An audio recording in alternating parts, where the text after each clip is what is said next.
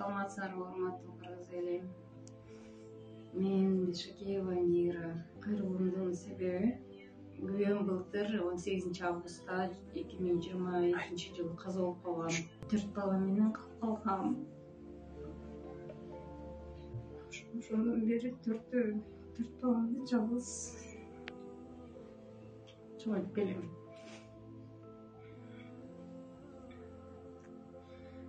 Квартирадан квартирага көчтүк.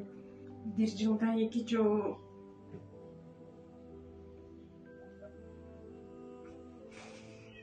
көчөдө деле калдык.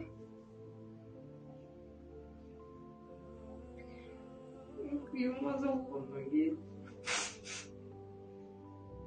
кайын журтубуз бизди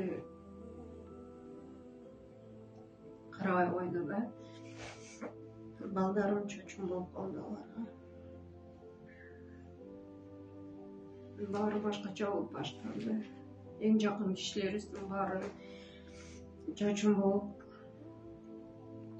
ошо жалгыз эле калып калдык да бизчи. Азыркы моментте өзүнчө квартирага чыгып кетели десек дагы чечтей албайм. Кичинекей кызымды кимге табыштарымды билбейм ошо. 3 балам окуйт школдо. 4 баланы жалгыз көтөрүш кыйын. Ошо 3 кызым бар, 1 эркек балам бар.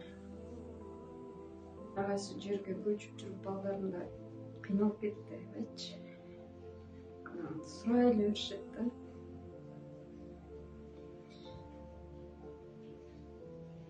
Биз качан өзүбүздүн үйүбүздө жашайбыз депчи. Биз качан мынтип көчпөйбүз деп. Мамамдын үйүнө келе бергем, бирок мамам тартканда 4 бала менен тура албайм да. Уже кечкирээк болуп калдым да бияктанчы. Потому что биякта дагы балдар бар да. Ушул дүйнөдө эч бир бала жетим болбосун, жалгыз болбосун, атасыз же энесиз болбосун. Ар дайым ушу ата энеси жанында болсун.